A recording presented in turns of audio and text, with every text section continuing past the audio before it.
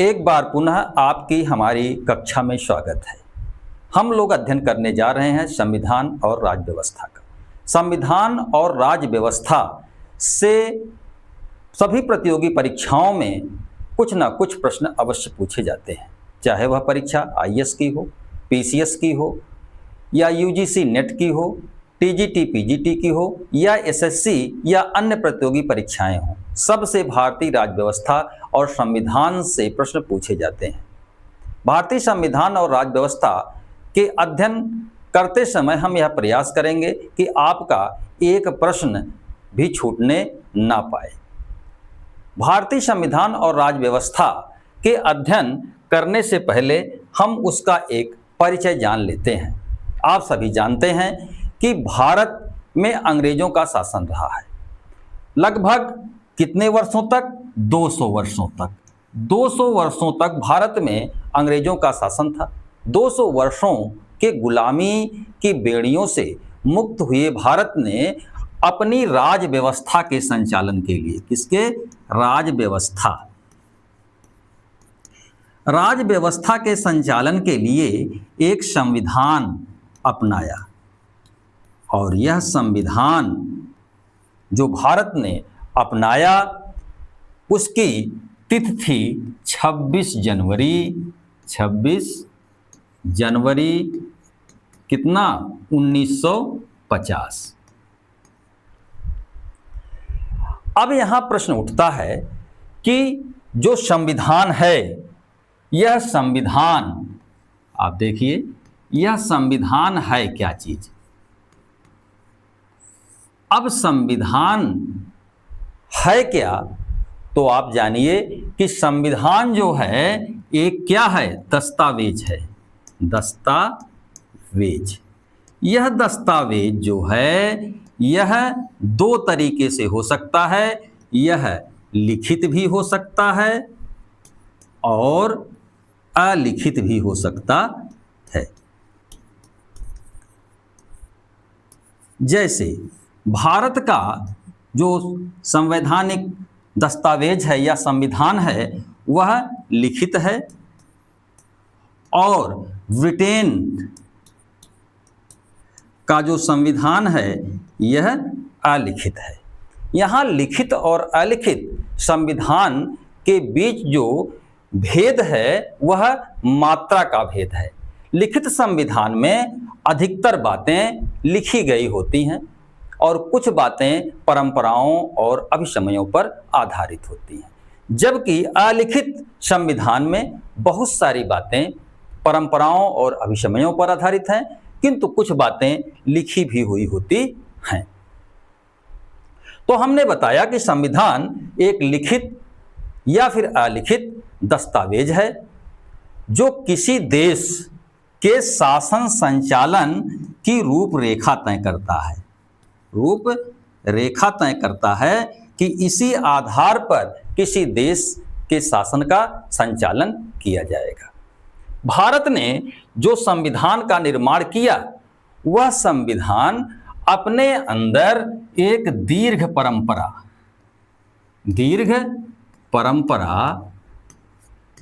परंपरा के साथ साथ संस्कृति को संजोए हुए है। दीर्घ परंपरा और क्या? संस्कृति को क्या किए हुए? सजोए हुए है, जो भारत में सदियों से भारत के जनमानस में संचित था। आजादी के पहले जिन कानूनों और नियमों से भारत संचालित होता था वह ब्रिटिश औपनिवेशिक साम्राज्य के कानून थे। भारत में अंग्रेजों ने शासन करने के लिए विविध सारे कानून बनाए थे। इसके अलावा भारत जिन नियमों कानूनों से संचालित होता था उसके दूरवर्ती निर्धारक जो थे वे मुगलों ने भी शासन संचालन के लिए कुछ नियमों का निर्माण किया था। अंग्रेजों ने उन नियमों में से कुछ नियमों को अपना भी लिया। इसके साथ साथ मध्ययुगीन साम्राज्य, प्राचीन साम्राज्य और कई बटे हुए क्षेत्रीय राज्य भी जो है वहाँ से भारत की एक दीर्घ परंपरा और संस्कृति जो आई वो भारतीय संविधान में अपनाया गया है। आप देखिए, यदि हम भारत में 6वीं शताब्दी ईसा पूर्व, 6वीं शताब्दी ईसा पूर्व यानी ईसा मसीह के जन्म से 600 वर्षों पूर्व भारत में गणराज्य थे। एक गणराज्य जिसमें प्रमुख गणराज्य आप देखिए लिच्छवी था, लिच्छवी, मल्ल, लिच्छवी मल्ल के साथ साथ शाक्य, बज्जी और कोलीय, शाक्य, बज्जी और कोलीय। भारत में ये छोटे छोटे 6वीं शताब्दी ईसा पूर्व गणराज्य थे, जहां पर लिच्छवी जो था यह वैशाली बिहार में था। वैशाली कहाँ है? बिहार में है। मल्ल जो है ये कुशीनगर और कुशीनगर कहाँ है? उत्तर प्रदेश में। और शाक्य उत्तरी नेपाल की सीमा कपिलवस्तु में, बज्जी उत्तरी बिहार और कोली रामग्राम नेपाल में ये अस्तित्व में थे। अब प्रश्न उठता है कि ये जो गणराज्य थे ये वास्तव में गणराज्य क्यों थे? ये गणराज्य क्यों थे? ये गणराज्य इसलिए थे कि यहाँ पर जो राजा होता था, कौन? राजा, इसका निर्वाचन होता था। क्या होता था? निर्वाचन। और यह निर्वाचन राजा का कौन करता था? जनता करता था। जिस संवैधानिक व्यवस्था में राज्याध्यक्ष जनता द्वारा प्रत्यक्ष या अप्रत्यक्ष रूप से निर्वाचित होता है वह व्यवस्था क्या कहलाता है? गणराज्य कहलाता है। गणराज्य। इस तरह से हम देखते हैं कि भारत में जो है राजा का गणराज्यों में निर्वाचन होता था और यह लोकतंत्र का एक रूप था।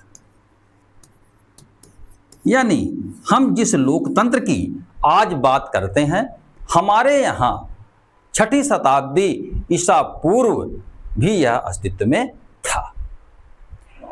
गणराज्यों के बाद काल क्रमेण इतिहास में मौर्य साम्राज्य का उदय होता है, जिसने भारतीय महाद्वीप को एक इकाई के रूप में संगठित किया, एक साम्राज्य के रूप में संगठित किया। किंतु कालांतर में यह मौर्य साम्राज्य क्षेत्रीय राज्यों में विखंडित हो गया। क्षेत्रीय राज्यों का समय बीतता रहा, उसी दौरान गुप्त साम्राज्य का उदय होता है और गुप्त साम्राज्य के अंतर्गत विशेषकर समुद्रगुप्त ने भारतीय उपमहाद्वीप का एक बार पुनः एकीकरण किया। पुनः फिर यह क्षेत्रीय राज्यों में बंट गया।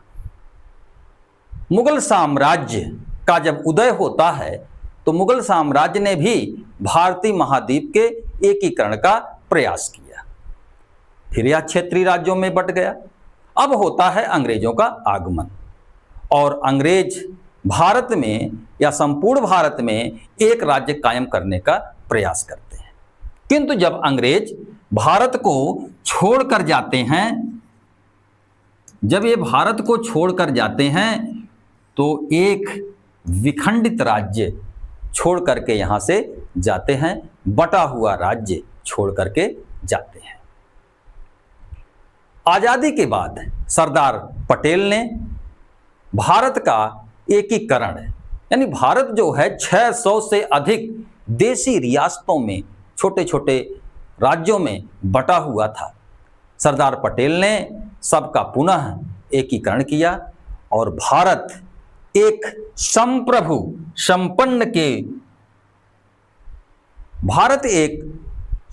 संपन्न गणराज्य के रूप में उदय होता है।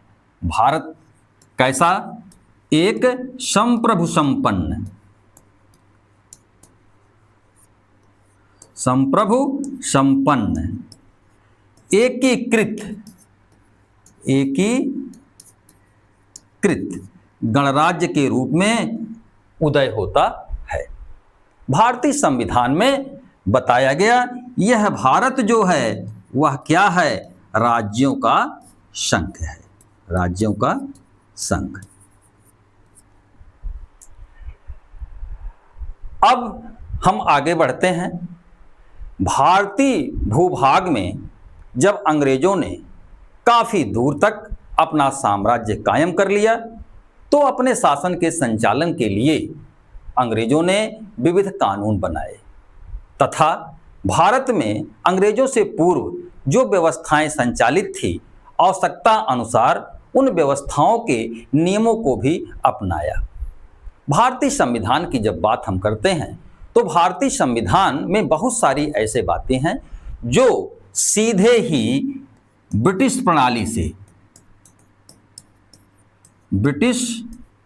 प्रणाली से अपना लिया गया है। यानी ब्रिटेन का जो शासन व्यवस्था था उससे सीधे अपना लिया गया है। ऐसा क्यों किया गया? आपके दिमाग में सवाल आता होगा।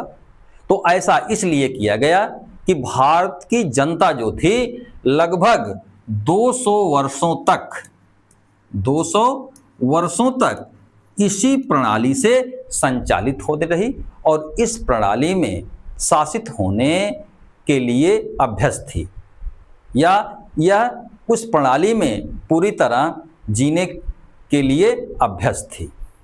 साथ ही साथ यह जो ब्रिटिश संसदीय प्रणाली थी यह एक आधुनिक प्रणाली थी, आधुनिक प्रणाली। और आधुनिक प्रणाली होने के कारण भारत ने इसे अपनाया और आप जानिए एकाएक किसी नई शासन प्रणाली, नई व्यवस्था को अपना लेना भारतीयों के लिए अनुकूल नहीं था। भारत ने जिस संविधान को अपनाया, भारत ने जिस संविधान, हम संविधान की बात कर रहे हैं, तो भारत ने जिस संविधान को अपनाया वह अनेक संदर्भों में भारतीय परिस्थितियों के अनुकूल नवीन था, किंतु उसने अपने अतीत से यानी पूर्व परंपरा और संस्कृति से अपना संबंध विच्छेद नहीं किया। आइवर जेनिंग्स नामक एक विद्वान हैं। कौन? Ivor Jennings. आइवर जेनिंग्स ये कहते हैं कि प्रत्येक संविधान अपने अतीत का उत्तराधिकारी और भविष्य का निर्माता होता है। चूंकि आधुनिक संस्थाओं का उदय और विकास ब्रिटिश औपनिवेशिक शासन काल में हुआ, इसलिए भारत के संविधान का उदय और विकास को समझने के लिए हमें औपनिवेशिक काल में हुए संवैधानिक विकास को समझना होगा। अध्ययन की सुविधा के लिए हम औपनिवेशिक काल के संवैधानिक विकास को 5 खंडों में, कितने खंडों में? 5 खंडों में बांट करके अध्ययन करेंगे। और ये खंड हैं, आप देखिए कि एक प्रथम कालखंड, प्रथम कालखंड। ये जो प्रथम कालखंड है, इस प्रथम कालखंड में हम लोग अध्ययन करेंगे 1600 ईस्वी से लेकर के 1772 ईस्वी तक। 1600 ईस्वी से लेकर के 1772 ईस्वी तक। और द्वितीय कालखंड यानी द्वितीय कालखंड, द्वितीय कालखंड, कालखंड। इस द्वितीय कालखंड में हम लोग अध्ययन करेंगे 1773 से लेकर के 1831 तक। 1773 से लेकर के 1831 ईस्वी तक। फिर हम अध्ययन करेंगे तृतीय कालखंड का। किसका? तृतीय कालखंड। इस कालखंड में हम लोग अध्ययन करेंगे 1833 से लेकर के 1856 ईस्वी तक। 1833 से लेकर के 1856 ईस्वी तक का अध्ययन करेंगे। इसके बाद चतुर्थ कालखंड आता है। इस चतुर्थ कालखंड में चौथा क्या है? चतुर्थ कालखंड। इस चतुर्थ कालखंड में हम लोग अध्ययन करेंगे 1857 से लेकर के 1918 तक।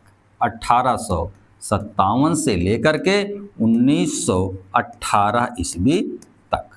और पांचवा यानी पंचम कालखंड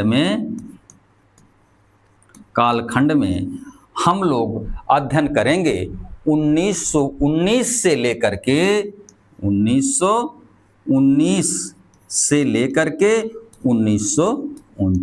तक, जब भारत का संविधान लागू हो गया।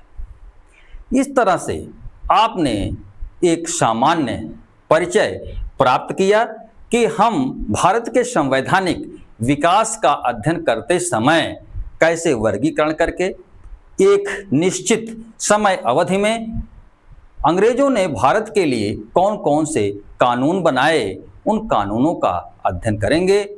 यह परीक्षाओं के दृष्टिकोण से काफ़ी उपयोगी है। यहाँ तक हमने एक सामान्य परिचय प्राप्त किया।